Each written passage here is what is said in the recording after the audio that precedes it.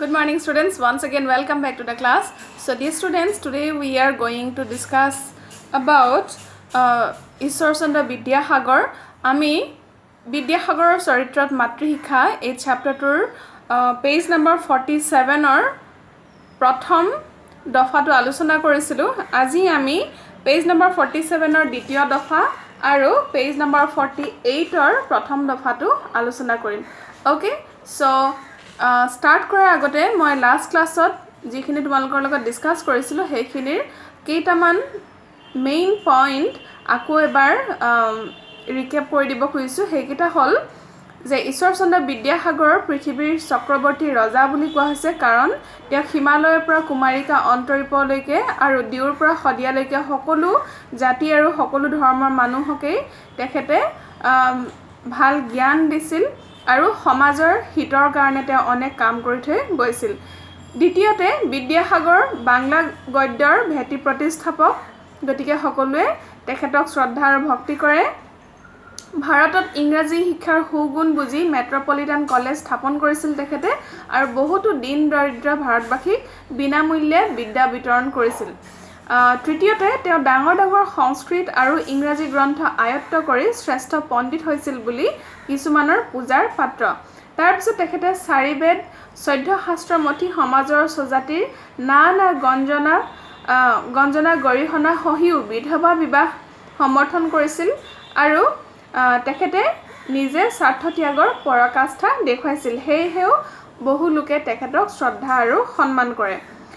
ঈশ্বৰ চন্দ্ৰৰ সেই পৃথিৱী পূজিত চৰিত্ৰৰ গুৰিতে তেওঁৰ ল'ৰাকালৰ মাতৃয়ে দিয়া শিক্ষা বুলি পাঠটোত উল্লেখ কৰা হৈছে। সো এইখিনি আমি লাষ্ট ক্লাছত ডিসকাস কৰিছিলো। আজি আমি তাৰ পৰৱৰ্তী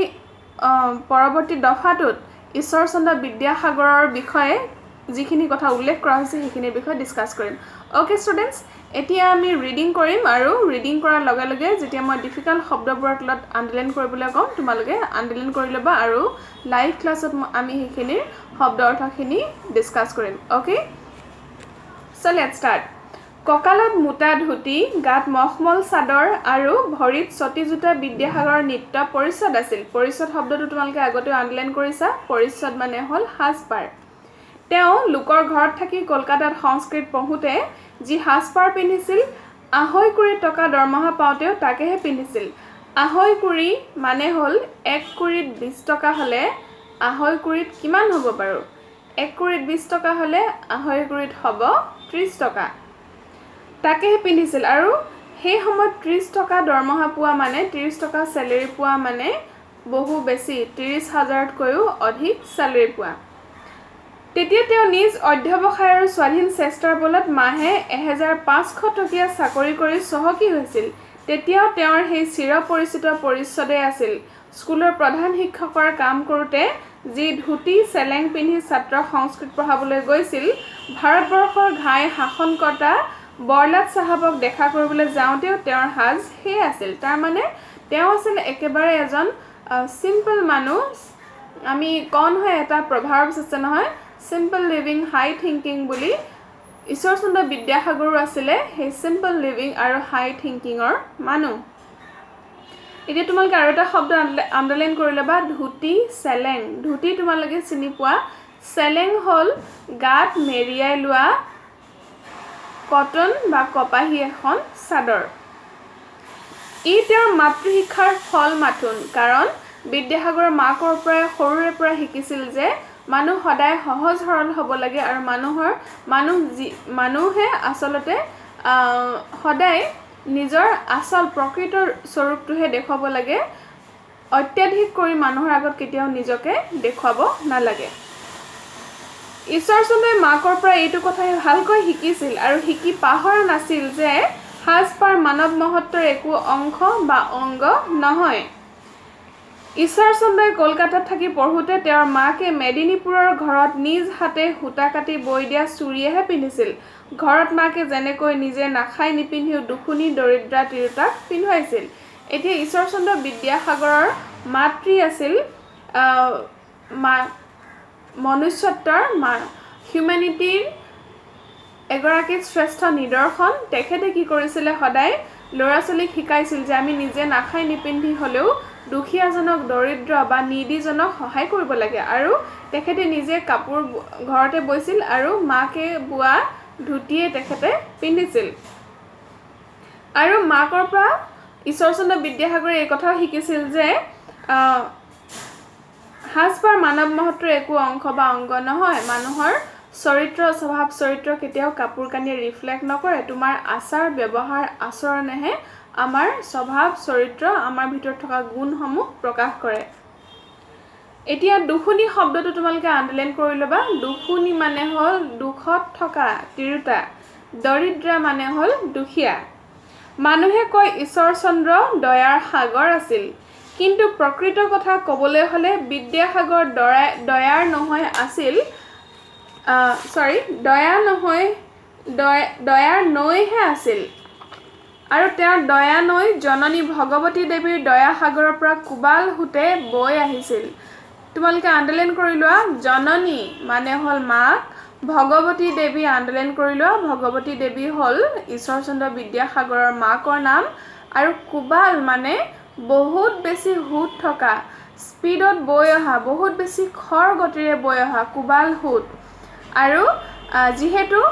ঈশ্বৰচন্দ্ৰ বিদ্যাসাগৰক দয়াৰ সাগৰ নহয় সাগৰ ধীৰ স্থিৰ একে ঠাইতে ৰৈ থাকে কিন্তু তেওঁ নৈৰ লগত তুলনা কৰা হৈছিল কাৰণ নৈ একে ঠাইতে বৈ নাথাকে ই তীব্ৰ গতিৰে বৈ যায় গতিকে তীব্ৰ গতিৰে বৈ যোৱা এখন নদীৰ লগত তুলনা কৰা হৈছে ঈশ্বৰচন্দ্ৰ বিদ্যাসাগৰ যি কেৱল এখিনি মানুহক হেল্প কৰিয়েই সহায় কৰিয়ে ক্ষান্ত থকা নাছিল তেওঁৰ দয়াৰ সাগৰ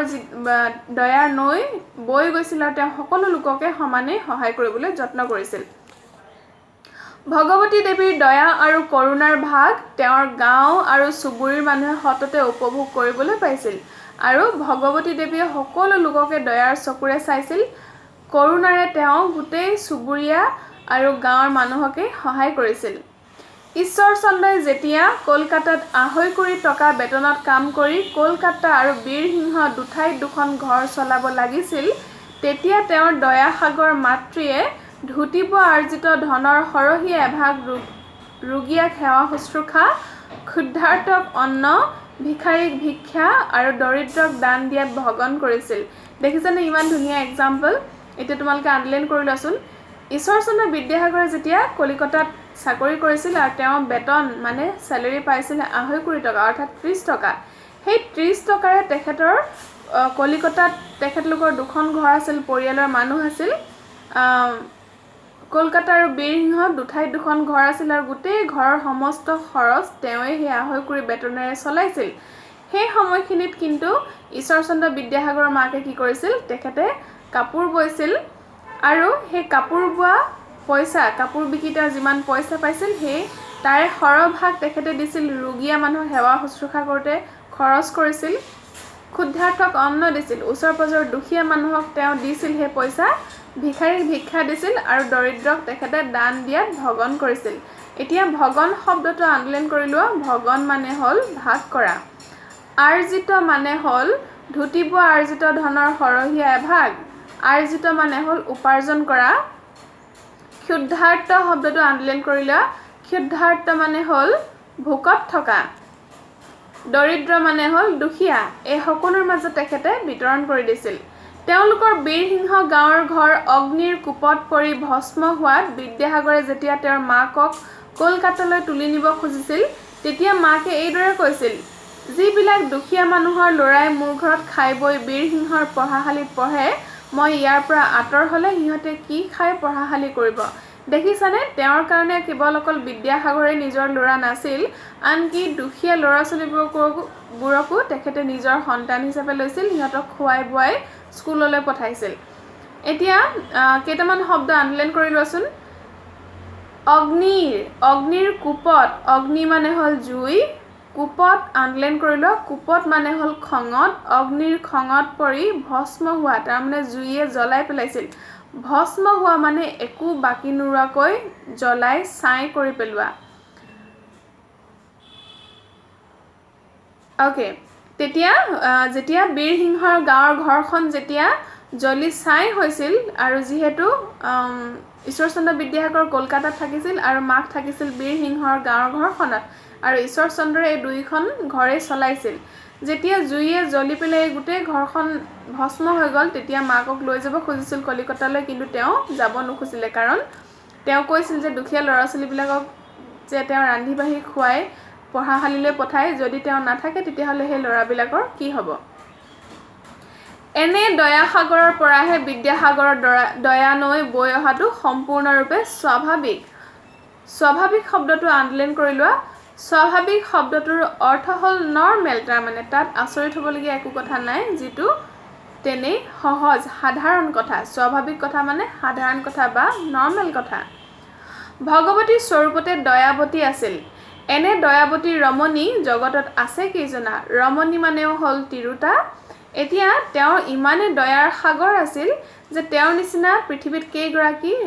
দয়াৰ তেনেকুৱা উদাহৰণ আছে আমি চিন্তা কৰিবলৈ অতি সহজ এতিয়া তোমালোকে ঈশ্বৰচন্দ্ৰ বিদ্যাসাগৰৰ মাকৰ লগত বাৰু আৰু এগৰাকী বিশ্ববিখ্যাত মহিলাৰ নাম তোমালোকে মনত স্মৰণ কৰিব পাৰিছানে যিগৰাকীয়ে খুব কষ্টৰে বাটৰ কাষত পৰি থকা ৰোগীয়া কুষ্ঠ ৰোগীসকলক ঘৰলৈ আনি তেওঁলোকক সেৱা শুশ্ৰূষা কৰিছিল তেওঁলোকক সুস্থ কৰি তুলিছিল আৰু তেখেতক সকলোৱে মা বুলি নাম দিছিল মনত পৰিছেনে তোমালোকৰ মাদাৰ টেৰেছা এতিয়া তোমালোকক মই এটা প্ৰশ্ন দিছোঁ এইখিনিতে দুটা প্ৰশ্ন দিছোঁ সেই প্ৰশ্ন দুটা হ'ল 1 নং প্ৰশ্নটো তোমালোকে লিখি লোৱাচোন 1 নং প্ৰশ্নটো হ'ল তুমি তোমাৰ মাৰ পৰা বিদ্যাসাগৰে যেনেকৈ মাকৰ পৰা বহুবোৰ ভাল গুণ শিকিছিল তুমি তোমাৰ নিজৰ মাৰ পৰা শিকা যিকোনো 5টা ভাল গুণৰ বিষয়ে উল্লেখ কৰি এটি চমুটোকা প্ৰস্তুত কৰিবা দ্বিতীয় প্ৰশ্নটো মই তোমালোকক দিছোঁ ঈশ্বৰচন্দ্ৰ বিদ্যাসাগৰৰ মাক যেনেকৈ দয়াৰ সাগৰ আছিল মাদাৰ টেৰেছাও গতিকে তোমালোকে মাদাৰ টেৰেছাৰ বিষয়েও এটি চমুটোকা প্ৰস্তুত কৰিবা আৰু তোমালোকে মাদাৰ টেৰেছা এই কুৱেশ্যনটোৰ কাৰণে তোমালোকে ইণ্টাৰনেটৰ সহায় ল'ব পাৰিবা Okay students, then thank you so much for today. But before we leave our class, মই আকৌ এবাৰ সামাৰাইজ কৰি দিব খুজিছোঁ আজি ডিসকাস কৰা কথাখিনি সেইখিনি হ'ল ঈশ্বৰচন্দ্ৰ বিদ্যাসাগৰ সিম্পল লিভিং হাই থিংকিঙত বিশ্বাস কৰা এজন ব্যক্তি আছিল তেখেতে জীৱনৰ আৰম্ভণি সময়ত যেনেকৈ হাজপাৰ পিন্ধিছিল মাকে ঘৰতে বৈ দিয়া ধুতি পিন্ধিছিল গাত কপাহী চাদৰ বা চেলেং লৈছিল ঠিক তেনেকৈ তেওঁ যেতিয়া আহৈকুৰি বেতনত চাকৰি কৰিছিল বা পিছলৈ 1500 টকীয়া চাকৰি কৰিছিল মনত ৰাখিবা সেই যুগত 1500 টকীয়া চাকৰি কৰা মানে প্ৰায় 1.5 লাখৰ ইকুইভ্যালেন্ট 1500 টকা ইকুৱেল টু 1.5 লাখ টকাৰ সমান আছিল সেইখিনি সময়ত গতিকে ইমান দৰমহা পোৱাৰ পিছতো তেখেতৰ কিন্তু হাজপাৰ একেই থাকিল তেওঁ কোনোদিন সলনি নহল কাৰণ তেওঁ মাকৰ পৰা শিকিছিল যে মানুহৰ হাজপাৰে তোমাৰ পৰিচয় কেতিয়াও আইডেন্টিটি হ'ব নোৱাৰে তোমাৰ কাম তোমাৰ চিন্তাহে তোমাৰ আইডেন্টিটি তাৰ পিছত ঈশ্বৰচন্দ্ৰ বিদ্যাসাগৰে যি সময়ত 1500 টকা আহৈকুৰি দৰমহাতে গোটেই দুইখন ঘৰ চলাইছিল কলিকতাৰ ঘৰখন আৰু বীৰসিংহ দুখন ঠাইত থকা দুখন ঘৰ চলাইছিল সেই সময়ত কিন্তু মাকে নিজে কষ্টৰে কাপোৰ বৈ বিক্ৰী কৰিছিল আৰু সেই টকা তেখেতে দুখীয়া নিডি মানুহবোৰক দান কৰিছিল ভিখাৰীক দান কৰিছিল যিসকল ক্ষুধাৰ্ত বা ভোকত থকা লোক তেওঁলোকক দান কৰিছিল আৰু ৰোগীয়া ব্যক্তিসকলৰ সেৱা শুশ্ৰূষাৰ কাৰণে খৰচ কৰিছিল আৰু অৱশেষত ঈশ্বৰচন্দ্ৰ বিদ্যাসাগৰে গতিকে এনে দয়াৰ গুণবিলাক মাকৰ পৰা সৰুৰে পৰা শিকিছিল এটা সময়ত যেতিয়া বীৰসিংহ গাঁৱত থকা ঘৰখন জুইত পুৰি ভস্ম হৈছিল ঈশ্বৰচন্দ্ৰ বিদ্যাসাগৰে নিজৰ মাকক লগত লৈ যাব খুজিছিল কিন্তু মাকে নগল কাৰণটো আছিল তেখেতৰ ঘৰতেই বহু দুখীয়া ছাত্ৰক তেওঁ ৰান্ধি বাঢ়ি খুৱাই পঢ়াশালীলৈ পঠাইছিল গতিকে তেওঁ চিন্তা কৰিলে যে তেওঁ যদি গুচি যায় পুতেকৰ লগত কলিকতালৈ তেতিয়াহ'লে সেই দুখীয়া ছাত্ৰসকলৰ কি হ'ব তেওঁলোকক কোনে ৰান্ধি বাঢ়ি খুৱাব আৰু তেওঁলোকক কোনে স্কুললৈ পঠিয়াব গতিকে সেই চিন্তা কৰিয়ে তেওঁ নগল এনে মহানুভৱতাৰ পৰিচয় দিয়া ব্যক্তি পৃথিৱীত অত্যন্ত বিৰল খুব কম সংখ্যক ব্যক্তিহে নিজৰ স্বাৰ্থ ত্যাগ কৰি এনেকৈ আনৰ কাৰণে জীৱন দান কৰিব পাৰে গতিকে ঈশ্বৰচন্দ্ৰ বিদ্যাসাগৰেও নিজৰ মাকৰ পৰা এই মহৎ গুণবোৰ আয়ত্ত কৰি পৰৱৰ্তী সময়ত সমাজৰ হিতৰ কাৰণে নিজকে বিলাই দিবলৈ সক্ষম হৈছিল So dear students, with this I would like to conclude today's class. Next class at আমি বাকি ৰৈ যোৱা অংশখিনিৰ বিষয়ে ডিসকাস কৰিম অ'কে চ' আৰু কিবা যদি ডিফিকাল্টি থাকে তেতিয়াহ'লে ডেফিনেটলি আমি লাইভ ক্লাছত ডিছকাছ কৰিম okay students then thank you for today